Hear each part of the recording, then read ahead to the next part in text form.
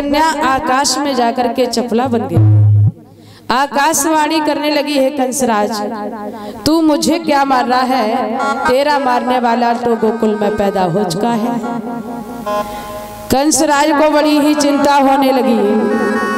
कंसराज एकांत को देखा, एकांत में जाकर के खोपड़ी से हाथ लगा करके बैठ गया और सोचने लगा, हे भगवान, मैंने अपने काल को मारने की कितनी कोशिश कर ली, कितने उपाय कर लिए, दोहरे दोहरे ताले डलवा दिए, दोहरे दोहरे पहरेदार लगवा दिए, और फिर भी हमारा काल हमारे हाथों से निकल गया। बहुत चिंता है कंसराज को। सोचता है कब वो समय आएगा, कौन सा वो दिन होगा जिस दिन हमारा काल मारा जाएगा। लेकिन बताया है परीक्षित महाराज कि मौत और बुढ़ापा ये जिंदगी का ऐसा सच होता है जो इंसान दुनिया के कोने में कहीं भी छुप जाए महाराज, लेकिन मौत और बुढ़ापा पता कर लेता है कि तुम किस जगह हो, अभी पीछा नहीं छोड़ता है। तो आज वही समय कंसराज बड़े चिंतित बैठे हैं, क्योंकि बताया है कि जो मौत का समय निश्चित है,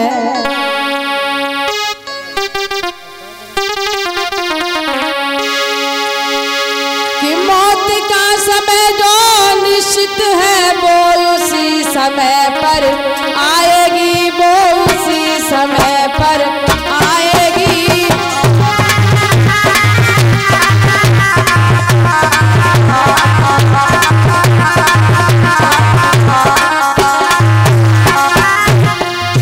मौत का समय जो निश्चित है वो उसी समय पर आएगी। जिस समय मौत आ जाएगी तो घड़ी नटल में पाएगी, तो घड़ी नटल में पाएगी।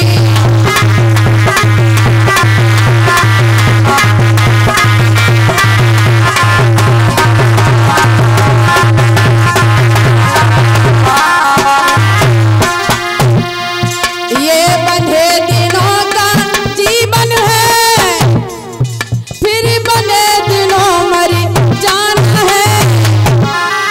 यदि जीवन है तो मरना है, फिर मरने से क्या डरना है, फिर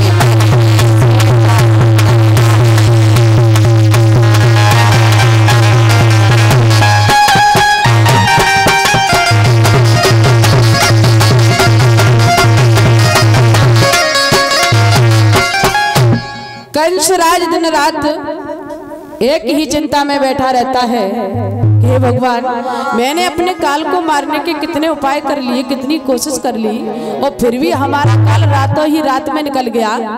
बड़ी चिंता है कंसराज को।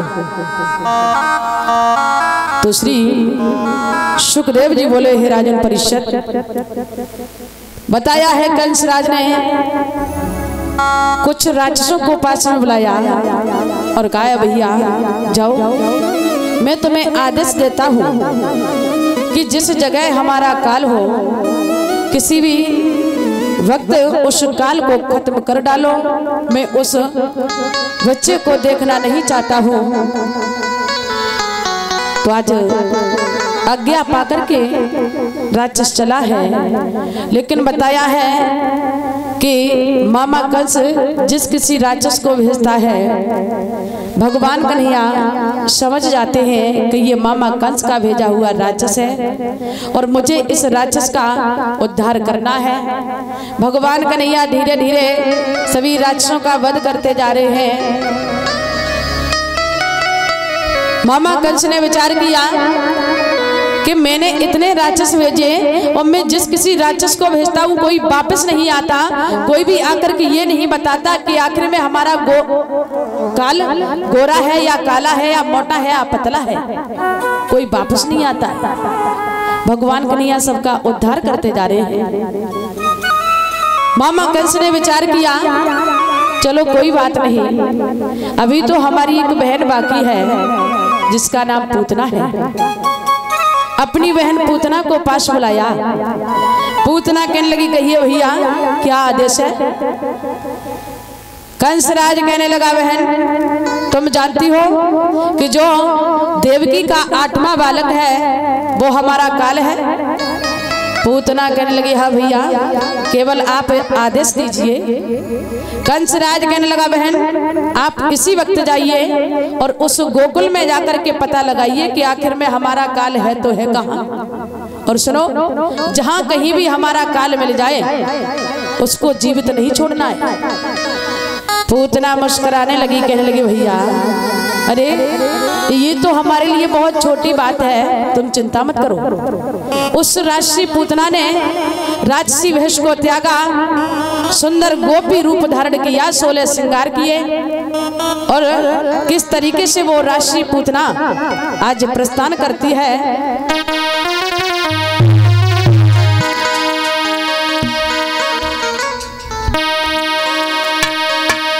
अरे करे पूतना श्रृंगारो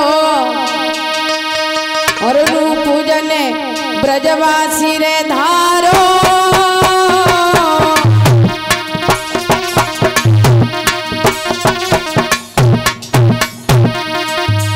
और करी तने श्रृंगार सीधे जने गोकुल कोरे धारो।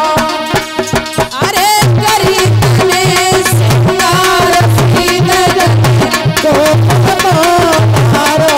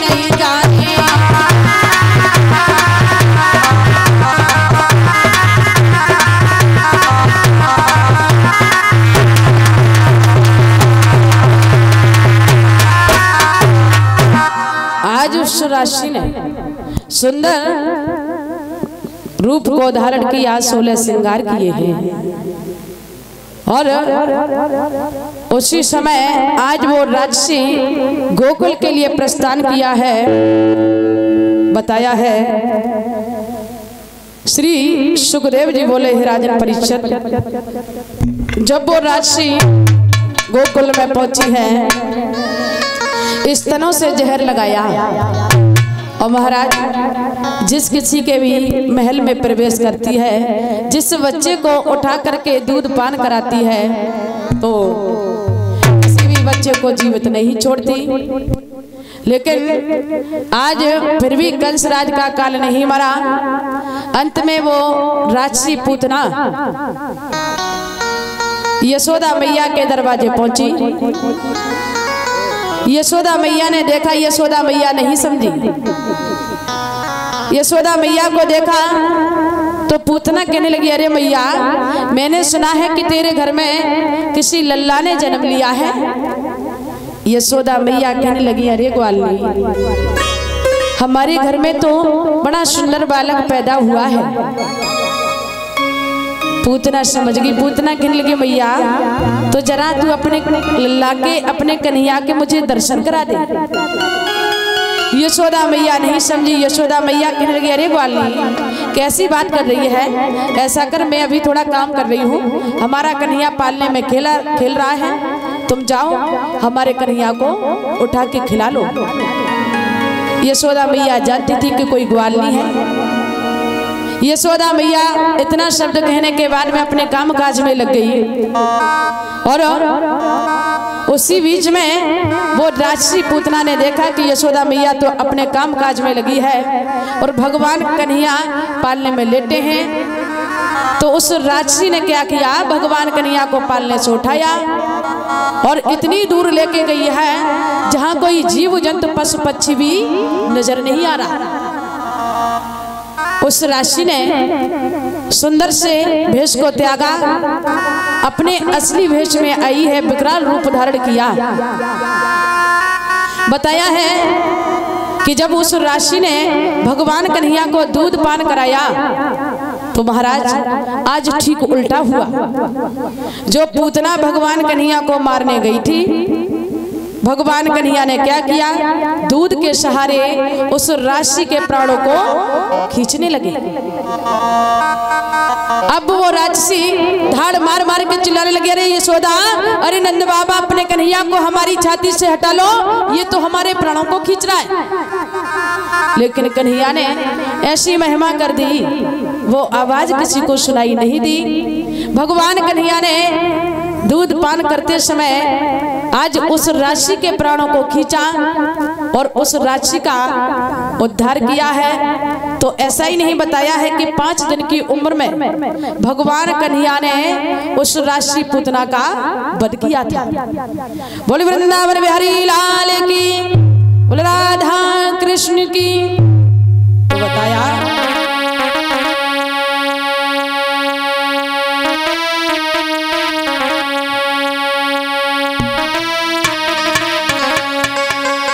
हंसा निकली गयो पिंजड़ा से,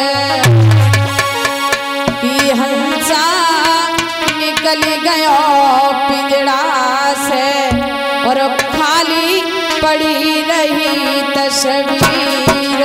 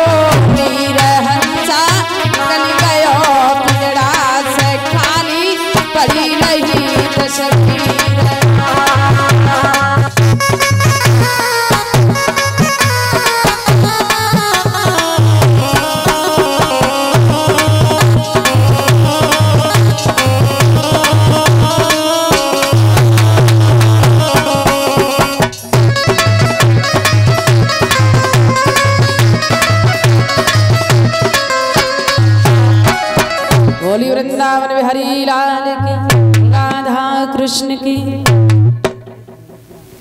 तो श्री सुखदेव जी बोले, हे राजन परीक्षित, आज इस तरीके से भगवान कन्हैया ने 5 दिन की उम्र में उस राशि पूतना का वध किया है। जब धीरे धीरे भगवान कन्हैया 27 दिन के हुए हैं तो नंद बाबा यशोदा मैया ने अपने महल में बड़ी सुंदर आश्रमिक यज्ञ को रखा है, बड़ी सुंदर जौनार रखी है। सभी यादवों के लिए, सभी ग्वाल वालों के लिए निमंत्रण भेजा है।